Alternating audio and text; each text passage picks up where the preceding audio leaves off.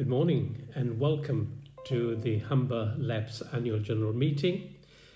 In normal circumstances, we would be hosting this event with lots of you people being there in physically, but today we are hosting our session virtually, so thank you for joining us. Program for this morning is that we have our guest speaker, Matthew Fell, who is the Director of Policy at CBI. He'll be followed by myself just giving you an overview of what we've achieved during the year. And that will be followed by our chairman, Stephen Parnaby, OBE. He will be giving you an overview in terms of where the Humber LEP is and where it is heading. And then after that, your opportunity to put some questions to our panel. We have got a panel of 4 joining us today. Clearly, the panel is made up of Steve Savage, who is our Deputy Chair and Chair of the Employment and Skills Board. We've got Simon Bird, who chairs our Investment and Regulation Board and also a board member of the Humber LEP. A new member to our board, Sally Ann Garrett Hughes. She is a member of our board and is Director of Operations at ECITB. And we have Joe Barnes, a member of our Investment Regulation Board and Director of Shared Agenda. So can I invite you to put any questions that you may have? Join us and send us those questions via Twitter or through LinkedIn. Those 2 hashtag numbers are there on your screen for you now. Start sending your questions in because we will pick them up at the end of these presentations. Thank you for this morning. And first of all, happy to introduce our keynote speaker, Matthew Fell from CBI.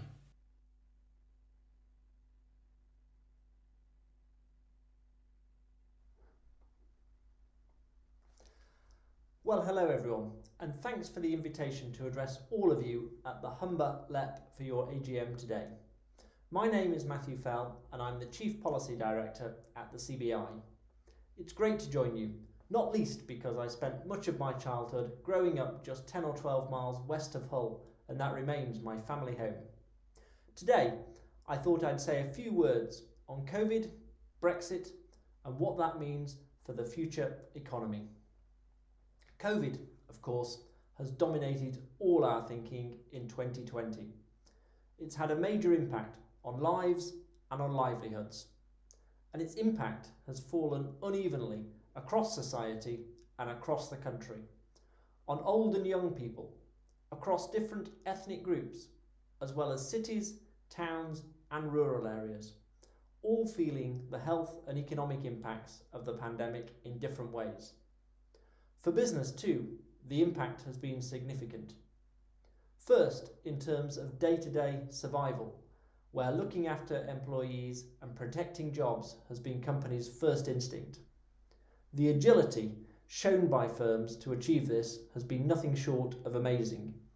At the CBI, we've worked tirelessly to develop the support schemes to sustain businesses and employment, not least through the furlough scheme, which has been a lifeline for so many. Second, business has stepped up in so many ways on the health aspects of COVID, through ensuring the physical health of their employees and customers by making their workplaces COVID secure, and increasingly with the mental health challenges that come with a prolonged period of lockdown and isolation. There are, of course, ongoing challenges. How to lead and maintain company culture when people are working remotely for a prolonged period of time, how to train and develop people in a virtual context, and how to onboard young people coming into the world of work. And finally, how to maintain the innovation that comes with chance encounters. As one firm put it to me, how do you get coincidence happening deliberately? There are, though, some positives to take from the crisis. The level of collaboration between government and business on some of the support packages has been first rate. The way that businesses have stepped up to demonstrate the vital role they play in society, whether that be the ventilator challenge, gym producers transforming themselves to produce hand sanitizer, or our world-beating life sciences sector working tirelessly to roll out mass testing and develop a vaccine. and more than anything, the resolve and commitment from businesses to ensure that we build back better from this crisis. There'll be plenty of lasting change from the pandemic. A recent CBI study with Ipsos Mori points to lasting change in working patterns, reinventing what companies use offices for, changes to business travel, and consumer preferences to shop online and local. All will have profound changes and impacts on the economy. Were it not for the COVID crisis, Brexit would have dominated our thoughts this year. The reality for business is that the pandemic has damaged preparations for Britain leaving the EU at the end of this year. The resilience of stockpiles and cash long since used up on COVID. Management time has understandably been diverted elsewhere. And of course, with only weeks to go, business still doesn't know what it's preparing for. Now, this is a big risk with a pre-recorded speech, but we're optimistic that a deal will be reached. And we're clear on why it matters for business. Not just because it's the best way of mitigating against the threat of tariffs and quotas, but because however skinny the deal might be, it does offer the best platform and opportunity to be able to build on it in the future. So faced with these two significant shocks of COVID and Brexit, how do we prepare the economy to head into 2021 and maximise the UK's chances of a strong recovery? And how do we equip all parts of the UK, including the Humber, to face into an ever-increasing pace of change driven by technology, digital and AI, as well as perhaps the biggest existential challenge of all, climate change? We need to work with bifocal lenses to take action for survival in the short term and prepare for the long term. The end goal, a compelling economic vision for the UK, shaped by business that's competitive, dynamic and progressive, playing to areas of future strength in green, digital and healthcare, amongst others. The medium term, with a strong emphasis on retraining for those future skills to help with job creation when the recovery comes, shaping the environment for business creation and startups, and the right incentives for companies to invest in the UK. And in the short term, the best possible remedy for jobs and survival is keeping the economy as open as possible, with COVID-secure workplaces, testing and a vaccine, further helped by as much clarity and as soon as possible on what world we will emerge into when the restrictions of lockdown lift on the 2nd of December. We need the right levels of support to see firms through to the other side, so companies can plan with certainty, not have to live with day-to-day ambiguity. And running through all of that, short, medium and long term, must be powerful collaboration between government, business and all of society. Working together, we can achieve so much more. Because in the words of Alan Turing, though we can only see a short distance ahead, we can see plenty there that needs to be done. On that note, I wish you a successful AGM and look forward to continuing to work with you in the weeks ahead. Thank you.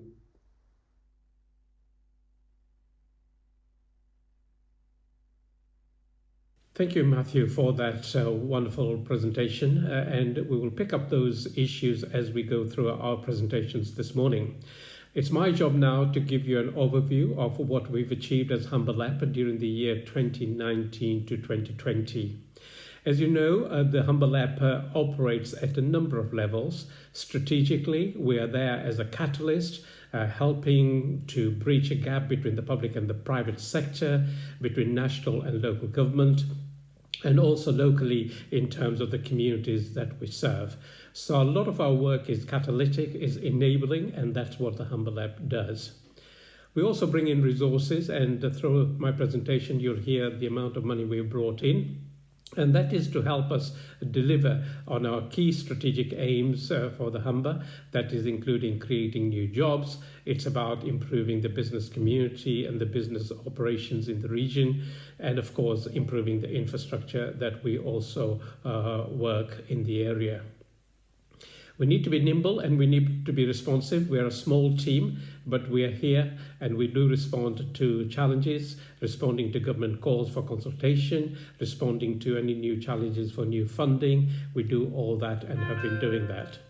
So what's the Humber economy been doing? Let me just give you an overview. During the year, and if we're focusing up to March 2020, you can see the Humber economy actually was doing very well indeed, to the extent that we had the highest growth rate, the lowest number of unemployment during that period, and highest number of people in jobs.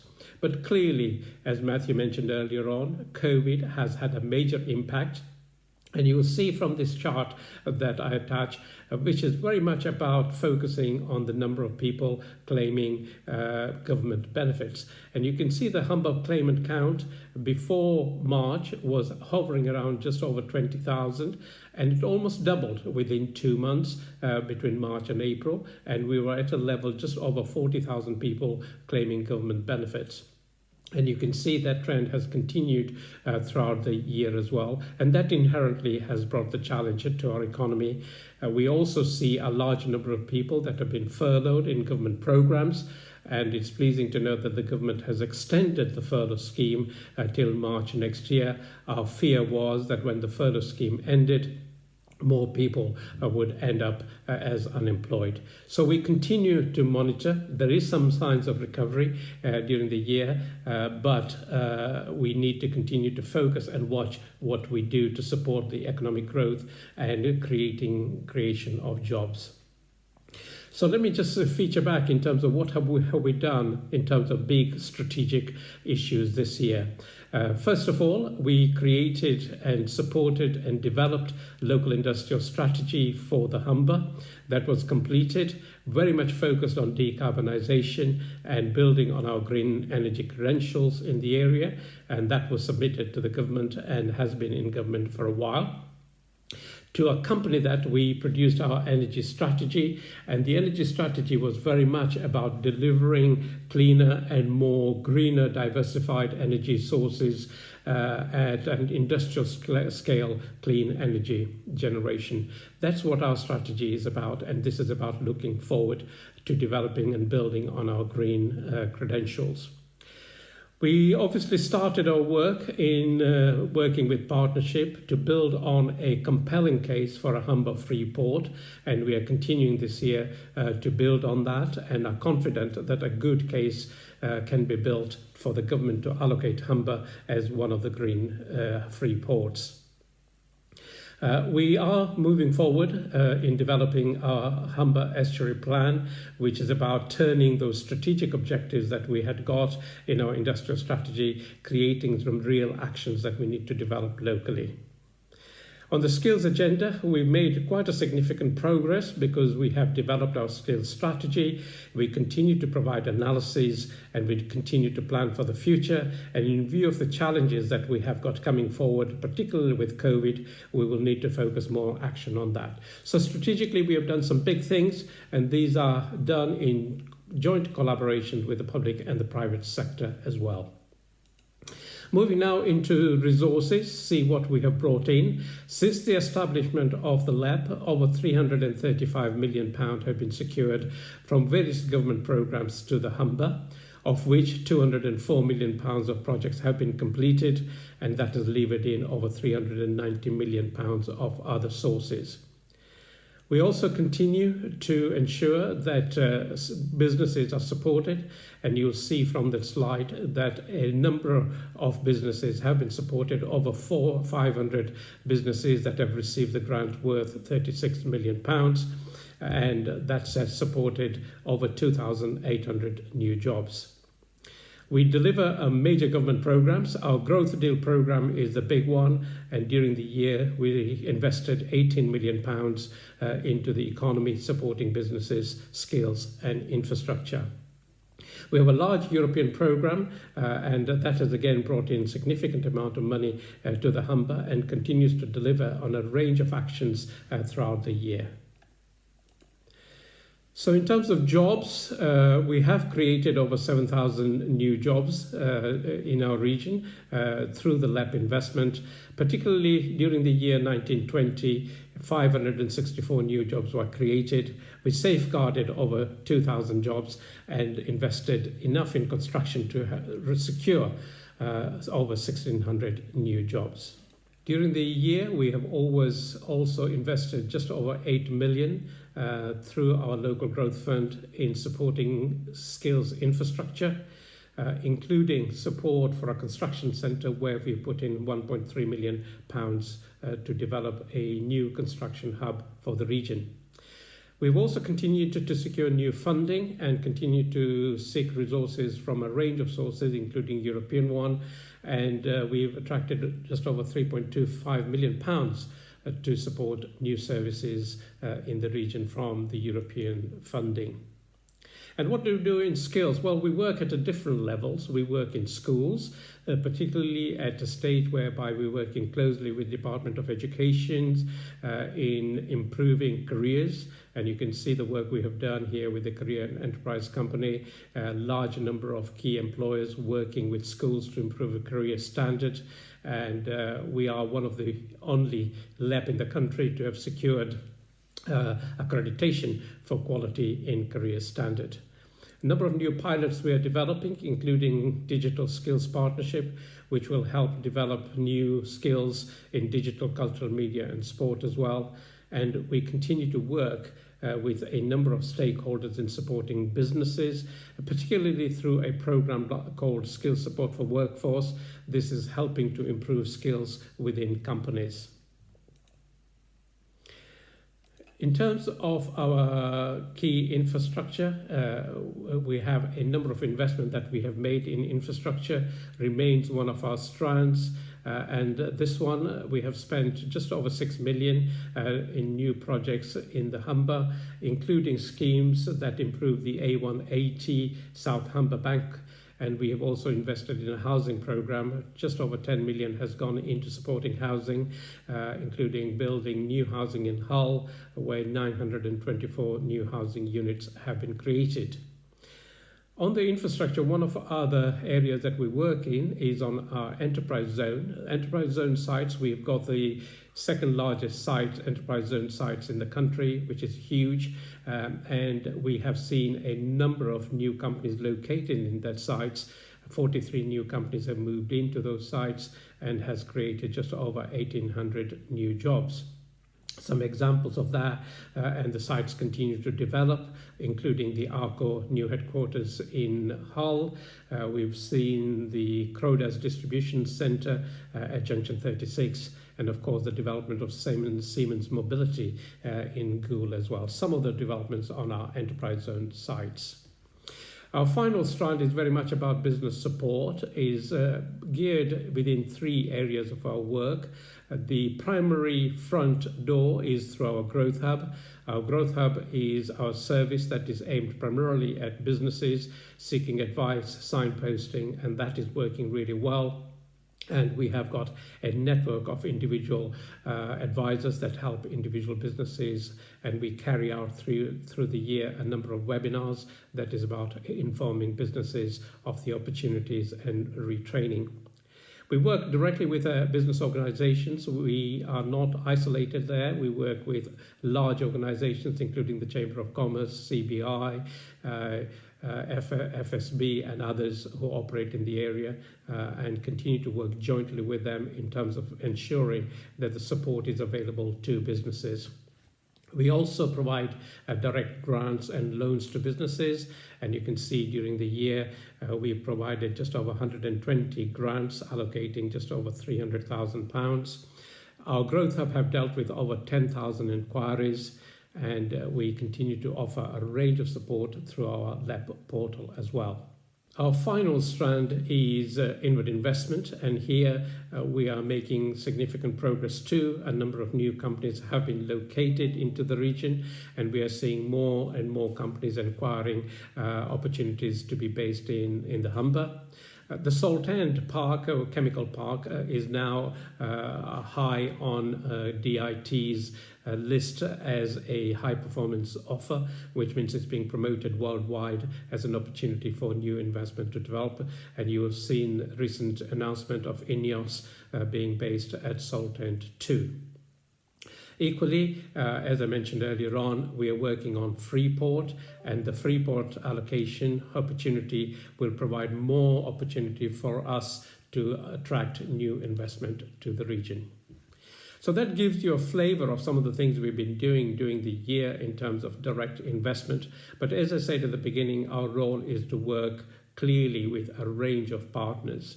All this work would not have been possible unless we worked in partnership and the support of partners we have throughout the year.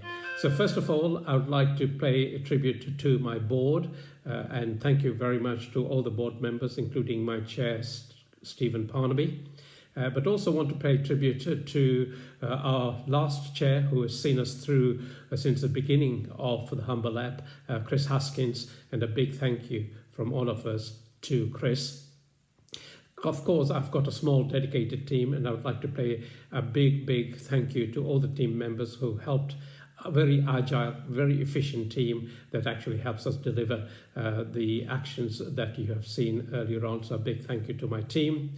Pay tribute to our local authorities, the 4 local authorities that make up Humber. Thank you to them, but also other stakeholders and other government partners. We work across a range of partners, including BASE, DFE, DWP. You can see numerous organizations that we work with. Working with the private sector particularly has been a joy, and thank you very much all the members and the companies that we worked with during the year. So thank you to them, and they contribute significantly in terms of what we do and add value to all our work. And directors, as a private sector led board, they play a significant role in determining our priorities and have done so ever since we started. Finally, a couple of other people, including education and training organizations. We work with numerous of those, and our skills network of over 500 organizations and individuals involved in that is a tribute to how many people are involved in supporting the LEP.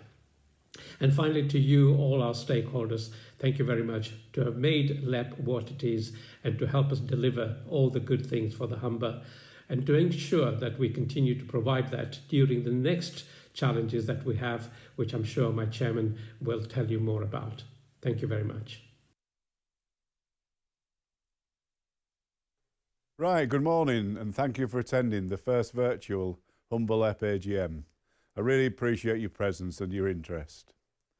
First of all, I want to pay tribute to my predecessor, Lord Haskins, who was chair of the Humber LEP from inception nearly 10 years ago and stood down earlier this year, but I'm pleased to say remains heavily involved.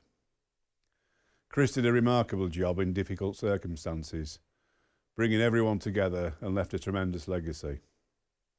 I also want to pay tribute to the team and the staff, particularly our Chief Executive Keyshaw, the 2 Executive Directors, Richard Kendall and Teresa Chalmers, who along with their staff have remained professional, dedicated and hard-working despite an uncertain future. The core LEP team is very small, but nevertheless has always delivered big. I now want to turn to new arrangements concerning LEPs on the Humber. What's clear to me is that our economic future lies in collaboration across the Humber estuary, working together to make the most of big opportunities coming our way. Over the last few years, North Bank and South Bank have been working more closely together, of which the LEP has played a major role, which is a good thing for everyone and particularly for the future. The government decided over 2 years ago now that local authorities could not be a member of 2 LEPs. It also said it would not interfere and let the decision be made by the local authorities in the areas served. Both North Lincolnshire and North East Lincolnshire were members of the Humber and the Greater Lincolnshire LEP. They've decided that their future lies in the Greater Lincolnshire LEP. We must respect that decision and move on. So to be absolutely clear, from the 1st of April next year, Northern Lincolnshire will solely be covered by our colleagues in the Greater Lincolnshire LEP. As a result of that decision, there will now be a new LEP formed covering Hull and East Riding of Yorkshire.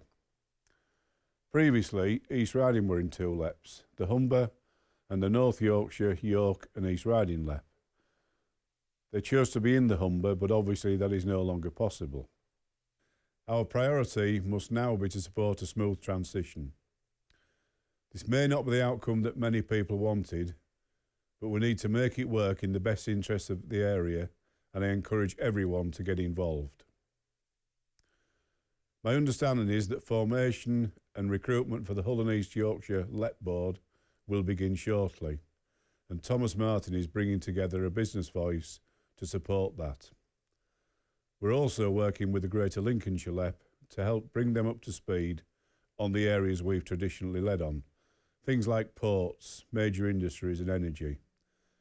And I'm sure the South Bank business and partners will get on board. As far as the Humber is concerned, collaboration will continue across the estuary. This will formally be led by the Humber Leadership Board, a committee of council leaders and chairs of both LEPs that will focus on energy, decarbonisation, ports and particularly free ports, as well as flood risk and marketing. Other sectors, business support, skills and infrastructure, will be handled separately in the individual LEPs. However, the reality is that the day-to-day business relationships that exist across the estuary will continue. The legacy we leave as a Humber LEP is a region of much clearer economic identity, a sense of purpose and a reason for being. The energy estuary is now well established, and with what we and the organisation we work with have started, will continue to grow. A region with a plan acting on its opportunities. The local industrial strategy we developed with the involvement of people across the region was postponed by the government when the election was called last October, but it will live on as a plan for the Humber estuary, to be owned by the Leadership Board. This will be launched soon.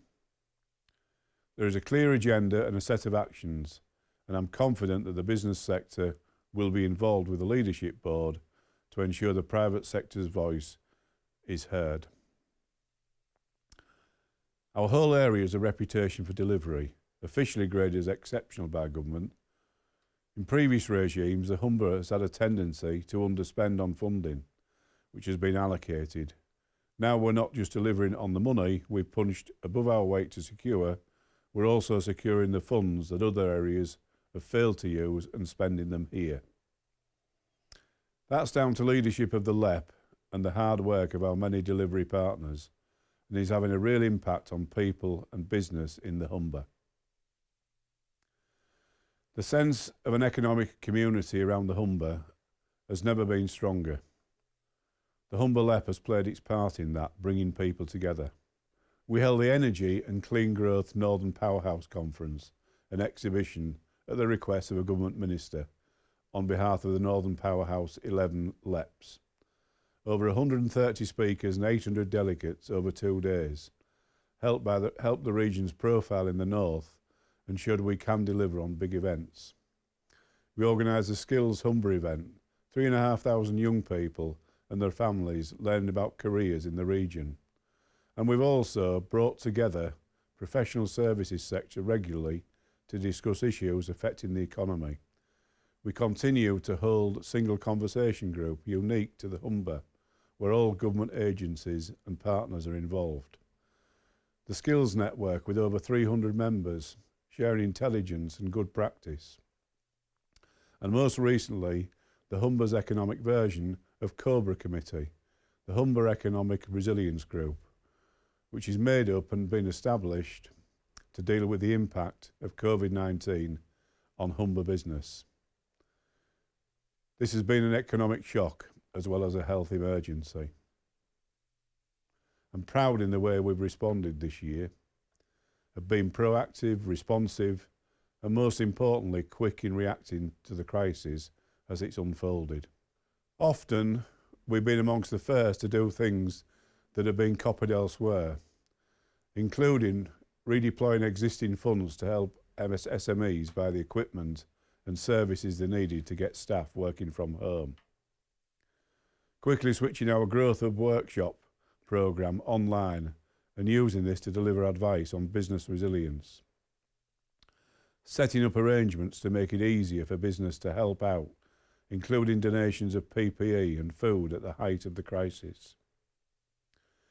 Introducing the new Jobs Fuse service to match employers and individuals affected by the crisis.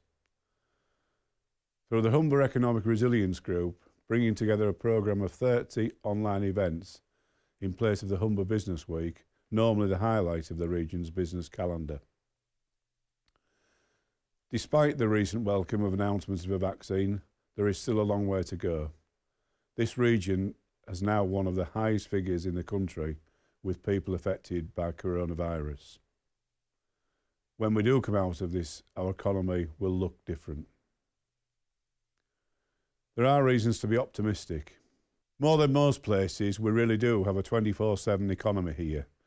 The refineries, the chemical sector, and the ports never stopped. Like we always do, the Humber helped keep the lights on and essentials goods moving in and out of the country. Some significant parts of our manufacturing sector, such as the caravan industry, were initially hit hard, but have come back stronger and already growing again. The big opportunities we were all talking about before the pandemic, in offshore wind, industrial decarbonisation and developing a free port, haven't gone away. In fact, work has continued on them throughout. And as we've seen from recent announcements, the Humber is proving to be an attractive proposition for inward investment on those things. Indeed, I can tell you there is more on the horizon and the signs are good.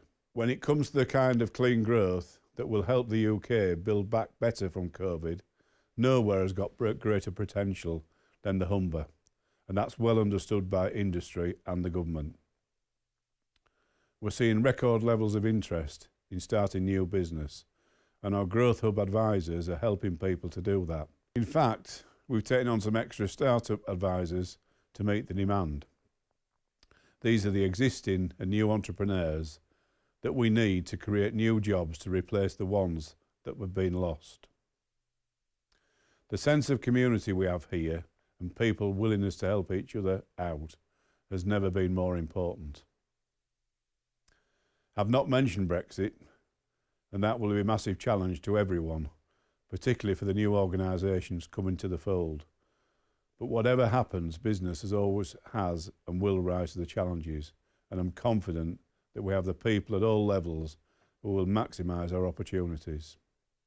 I also want to put on record my thanks to all the business representatives, not just on the main board, but also the sub-boards and subgroups, in giving up their time and effort, all of which involves an incredible amount of time and is all done free of charge. A lot of what I've mentioned would not have been achieved without their support, so I thank every single one of you.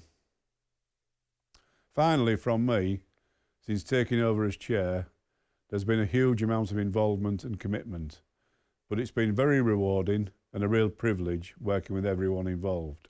Nobody said it was going to be easy, and it certainly hasn't been, with highs and lows along the way. Overall, I'm proud of what's been achieved, and if we can all capitalise on the opportunities open to the Humber region, we will not only continue in a positive way, but have the potential to become a leading player in the country's economy. Hi there, my name is Abby Hamer-Jones. I'm the Operations Coordinator here at the Humber Bridge Board. I decided to take on training when the Humber Bridge Board offered it to me, just to develop my own CPD. It's definitely a very competitive world out there, and with the current climate, people are losing jobs here, there and everywhere. So to me, it was more to strengthen my own existing ability and skill set and develop that. I'm quite an ambitious person, so I feel having that extra qualifications behind me will put me in a better position moving forward.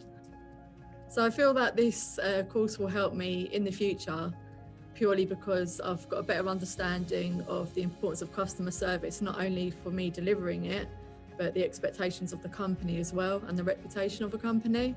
So if I fail to deliver excellent customer service, that will reflect badly on the Humber Bridge Board and our reputation.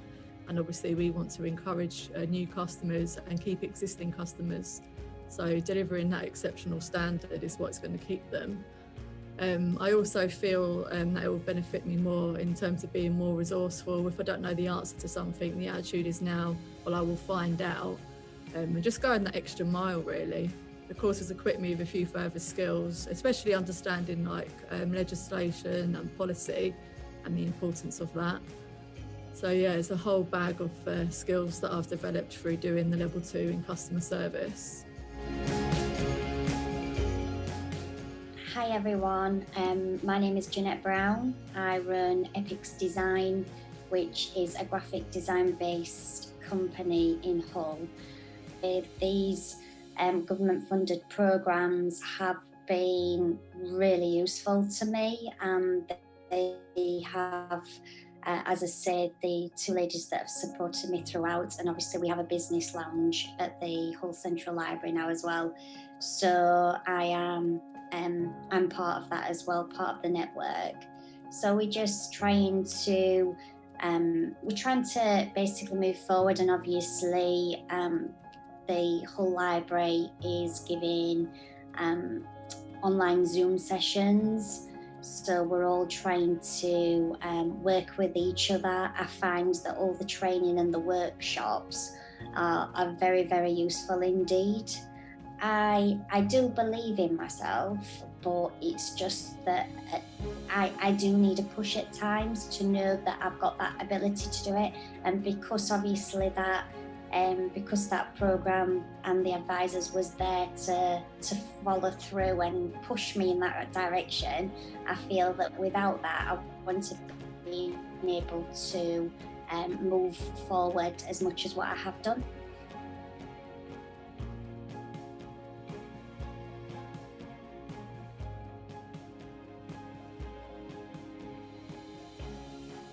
Now it is time for you to join the panel. We have our eminent panel with us today, and your questions, please. So start, and we've already had a number of questions. Thank you very much for that, and we will be putting those. But if you have any questions, we have got time for you to feed those questions in. You've got the Humber hashtag. Is hashtag at Humber AGM, so keep feeding those questions in. So let me start with some of the questions that have arrived already, and thank you very much for the people who sent those questions. There is a consistent series of questions, and there are two which I'm going to pick up with Steve Parnaby, if I may first. Steve, the question from Chris Zanatti first, and Chris says, having been inspired over the past week by the sessions at the Waterline Conference, and the opportunities for the Humber to monetize our increased capability in carbon capture and renewable energy, how will we be able to fully mobilize the political agenda and influence government with separate LEPs north and south of Humber? So that's one strand. The other one, which is also a related question, but on a different subject, but similar question, this is from Darren at Humber Nature. Darren says, given the changes that are occurring with the LEP geography around the Humber, how will a approach to cross-estuarial matters be environmentally assured? So can I put that to you, Steve, first, please? Thanks, Kishore.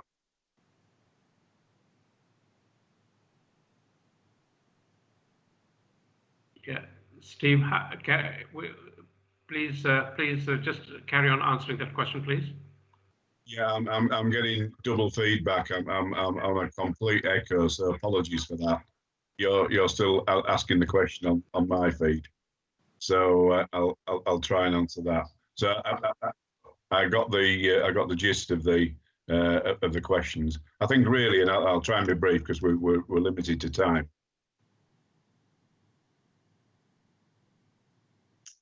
Yeah, I say I'll try and be brief and limited to time. What?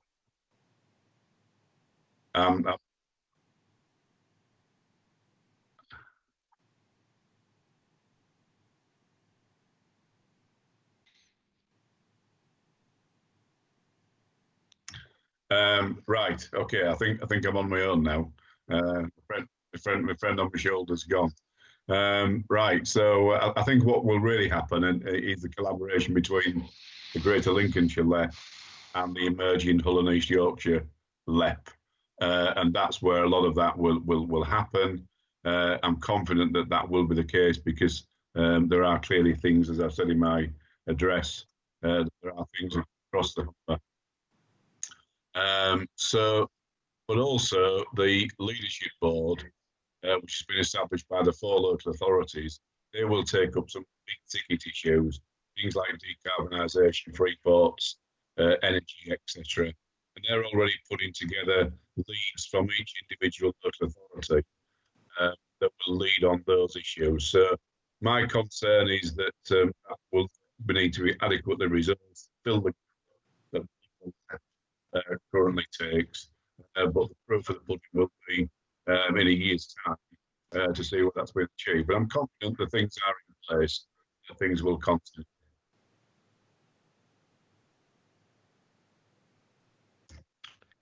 You're on mute, Keisha. It's always the case, isn't it? This is live television, so so thank you, Steve, for that. Let me just then move on. Questions for Steve Savage. Steve, one directed to you. This is about a question considering the impact of COVID, which obviously came from my presentation as well as a presentation that was from Matthew as well, and the LEP's focus on supporting the economic recovery. What do you think should be the top 3 priorities moving forward? Well, I think one of the great things that we have is that we have a really brilliant support staff in the Humber LEP in relation to employment and skills.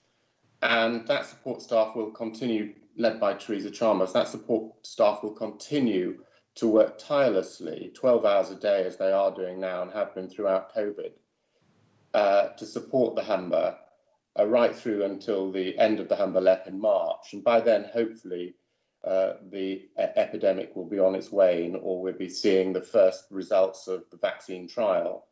So there will be an enormous amount of support, and fortunately, we have been able to win some further European money. It's still available in relation to supporting the over 50s. So we've got another couple of £1 million coming into the area to help support the over 50s. That will be enormously helpful, because the 2 areas of our great concern at the moment are the younger generation and those over 50, because they are being the most affected by COVID unemployment. So there will be a lot of help given to both groups. One of the great things about a LEP is it really does understand, it understands in detail the economic problems of an area, and particularly the employment and skills problems of the area. And it can also work quickly in relation to helping direct government, further government funds into these areas. So I'm confident that we will support these 2 particular areas, as well as the general population, who will undoubtedly find it difficult at this time. We have youth unemployment levels in 1 or 2 areas in the Humber already at 16%. It may even get to 20% in part. So we need as many skills internally and as much help externally to make sure that the retraining programs that we have available are going to find their way to those that in the greatest need. Thank you, Steve. There's some questions that have come forward, more skills related. I'll pick them up, and thank you. Just keep those questions coming through. A question now for Simon, if I may. Simon, reference was made in the presentation to free ports. The question being asked is, what is being done in the Humber to develop a free port proposal, and will a compelling case be made for a free port for the Humber? Thanks, Keisha, and good morning, everybody.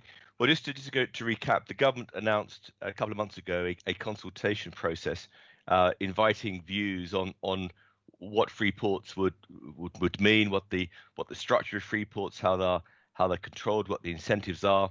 The government sees free ports as very much part of its economic agenda in terms of attracting investment, creating jobs, and importantly for us, levelling up from the south to the north.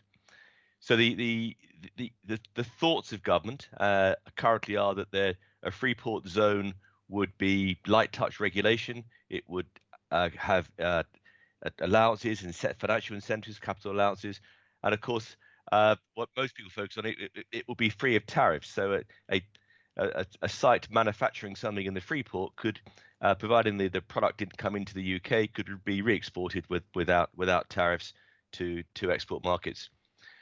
So we as a Humber LEP have under Steve, and you've been involved, Kishore, with the private sector, very much looking at what a free port might mean for the Humber. Our view from the Humber LEP perspective is that it should be across the Humber, and the geography of the Humber is more rectangular than circular, and I say that because the Treasury, who are the Whitehall Department managing this, have drawn circles on maps and decided that might be a good representation of Freeport. It doesn't work for us. So we are developing our case. We're working very much part of the Humber LEP with the public and private sector. The leadership board that Steve mentioned earlier is very much tied into that as well. And we have to make a compelling bid. The government has also said that they expect there might be up to 10 free ports across the country. There is a view that may be increased, but if we assume that Scotland, Wales, and Northern Ireland gain free port status for their port clusters, that's 7, and of course other ports such as Heathrow will be putting itself forward. So we need to make a compelling bid in order to be one of those that is selected. But when you look at the benefits and the attributes of the Humber, we are the largest estuary by tonnage in the UK. So the multiplier effect of a free port will be much greater than some of the other bids the government will no doubt receive. So I'm working very hard with everyone here on the Humber LEP, working hard with the private sector in the region as well to put forward the compelling bid. I expect there'll be a document issued by government very, very shortly that will turn back out to those interested what they've taken from the initial consultation process, and we'll have a clearer idea of the government's timeframe and indeed what in their mind a free port actually means. Thank you, Simon, for that. A related one for Joe. Joe, I mean, the question is obviously around attracting and landing investment in the Humber, and the Humber continues to have enough inquiries, or people are inquiring now. Humber has seen as a place to invest. What do you think are the strengths of the place, or what more do you think we need to do in terms of ensuring that the investment continues to flow to the Humber region? Well, thanks, Kishore. I think the first thing to report is, and certainly from my network and talking to various people across the Humber and across Yorkshire actually, but investment interest is still very high in this area and schemes are still progressing, albeit we've had a little bit of a hitch earlier in the year with some of the slowdown of workforce not being available to progress things. However, things are still moving, and you've got to kind of look at the time frame, I guess, that investors look at. They don't look at what's happening this year. They're looking at what's happening in 20, 30, 50 years. So I'm not aware of any major scheme that's stopped as a result of the current crisis. And I am aware of new schemes that have come forward in that period too. I think Simon's already, talked about the potential that we have in this area. And I think we're all very familiar with that. And Steve covered it in his presentation too.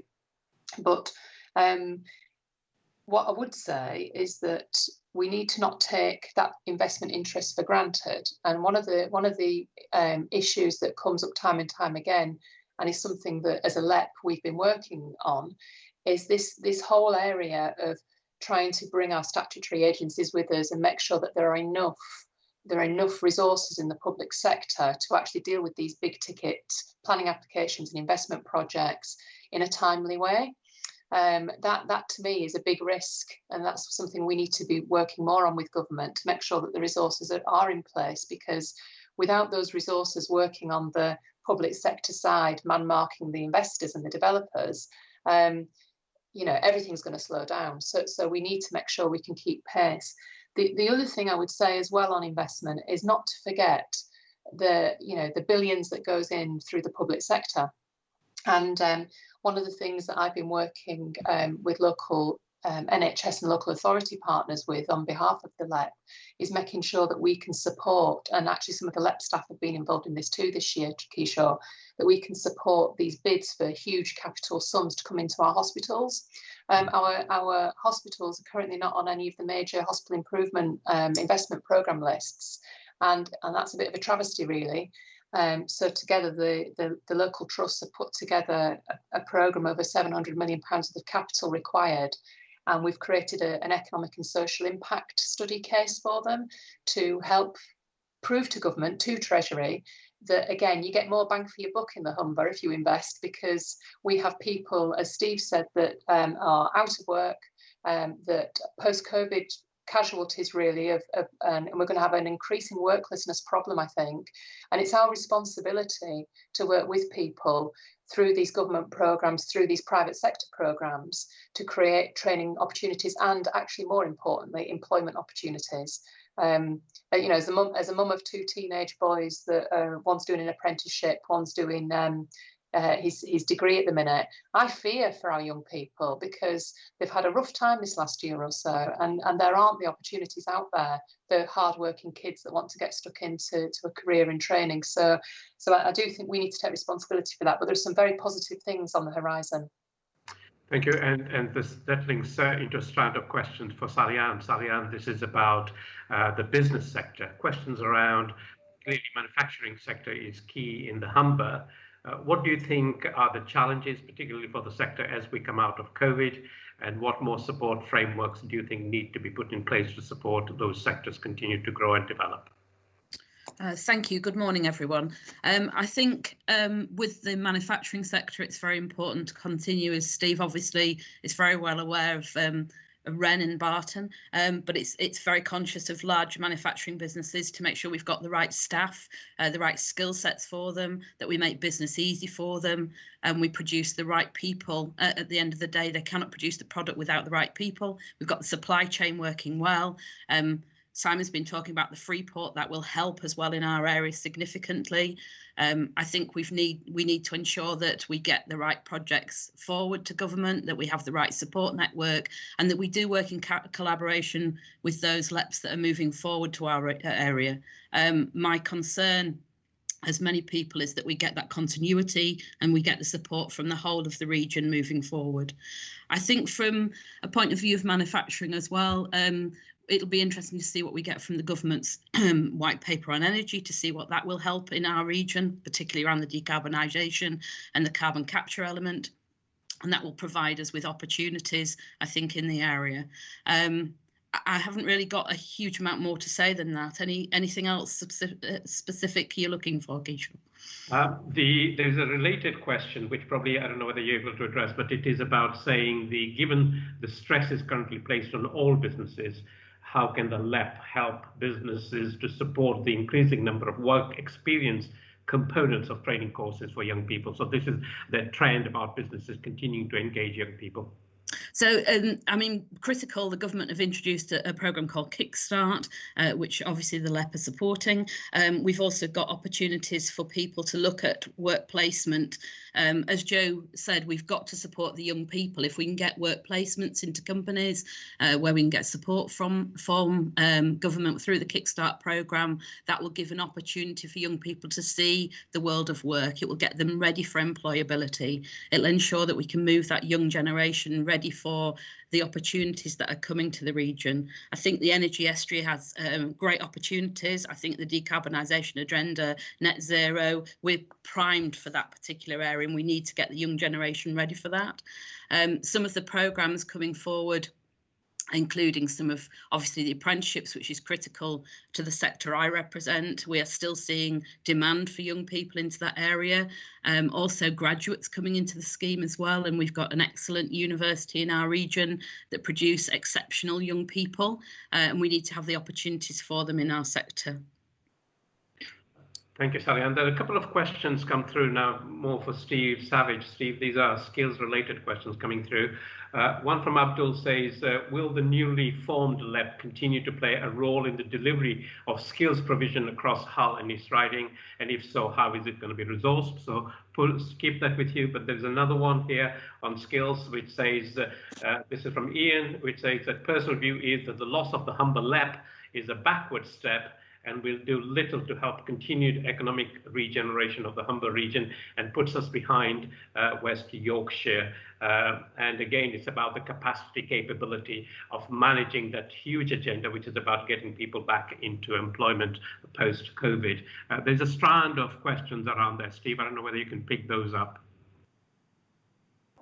Well, I think everybody associated with the Humber LEP, whether it is those that work with the Humber LEP, such as the higher education, further education colleges and the University of Hull, are all very sorry that the Humber LEP is going to finish in March. Some of the programs will, however, continue. Some of the programs that were contracted to with other organisations that are related to the skills area will continue until August or until later on in the year. The Greater Lincolnshire LEP is as committed as the Humber LEP in relation to skills. It shouldn't be forgotten that the Greater Lincolnshire LEP has already had a responsibility in relation to the South Bank. One of the problems that came about is the fact that the LEPs were the two LEPs were overlapping. So it does have a knowledge in relation to that, and meetings are already in process in relation to the handing over. So there is going to be a smooth handing over to the Greater Lincolnshire LEP. The accountable body in relation to the new North Bank LEP is Hull City Council. Hull City Council is the accountable body in relation to our LEP, the Humber LEP. So there is detailed knowledge there. And whilst, unfortunately, because of a lack of funding, the skills support in relation to the new North Bank LEP will not be quite as fulsome as the current one. I think everybody is totally committed to keeping skills at the top of the agenda. So we certainly, as board members and the executive team, will do everything we can to ensure that skills stay right at the top of the agenda and support for the unemployed. Of course, we have to accept it couldn't come at a worse time. COVID, Brexit, abolition of the Humber LEP. It's one coincidence is bad enough. Two, it's just dreadful. But the commitment is there, the will is there, and also the government. We've seen from all the government ministers that have commented and looked at this. And whilst they can't interfere with local democracy, and this, of course, comes about as a result primarily of the South Bank local authorities not wanting the Humber LEP to continue, but the government is absolutely committed to the continuation of the Humber as a region. And it knows how important it is in relation to the economic success of the United Kingdom, particularly when it's in relation to meeting its net zero target. It can't do that unless the Humber does that, and the Humber can't do that unless it works together. So I think at the end of the day, whilst it's unfortunate, we will continue, all of us, to be able to support the Humber in its transition. Thank you, Steve. Simon, one for you, which is about post-COVID stroke Brexit, particular challenges in the area in terms of port activities. What do you see as the potential issues as we prepare for Brexit, as well as the current challenges around COVID? Well, COVID's been with us since March, and the infection rates in our region were pretty low at the outset. And my ports, the ports I'm responsible for, and the Humber have stayed fully operational and are still fully operational as we speak today. With the infection rates rising in Hull and on the South Bank, we have colleagues who have COVID, and we have those that have to isolate as a result right across the workforce. But operations, moving vessels in and out of the Humber and discharging vessels are continue as normal, and we have contingency plans in place as and when we need to trigger those. So my frontline team have done a fantastic job doing what they do day in, day out. Brexit, who knows? We're waiting to see what emerges from the current discussions going on in London, and we can all speculate on the media reports, but I won't do that. If there's no deal, there need to be border control posts established to inspect certain cargoes coming into the UK. And up until now, on the Humber, we've had one in Grimsby, which has been specifically looking at fish, but they now need to be expanded to cope with a potential no deal.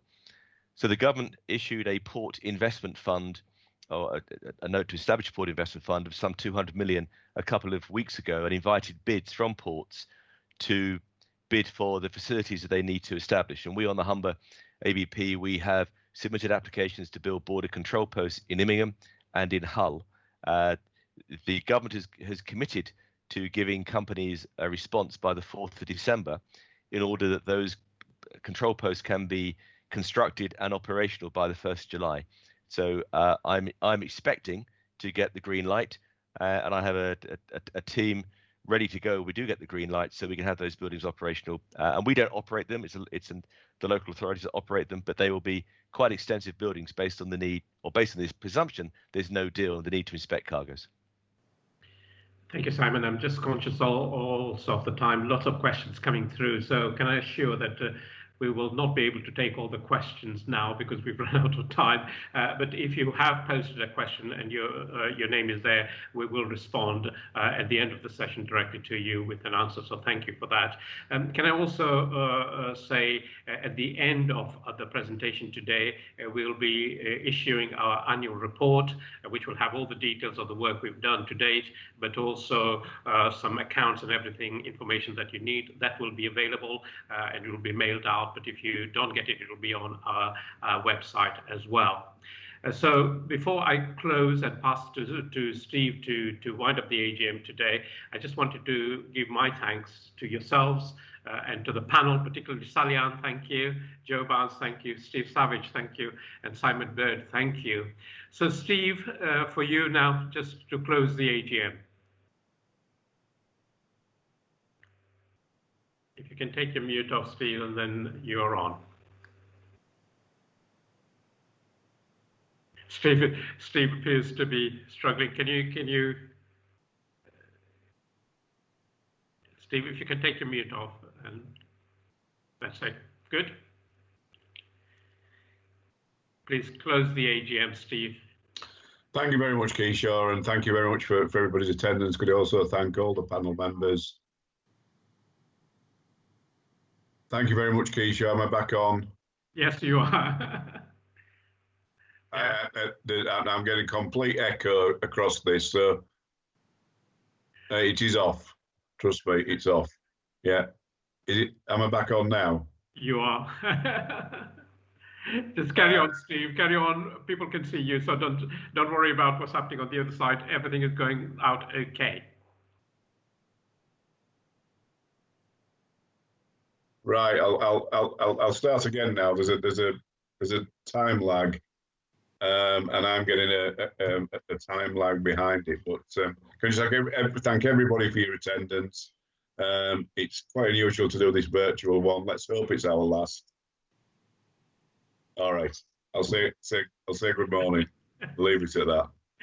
Well, thank you, Steve. And I know technology works. It has worked well this morning. So thank you, colleagues who've been helping us through RES colleagues. Thank you very much for sorting all that out. And by the way, thank you very much. Keep those questions coming through and have a good day. Thank you.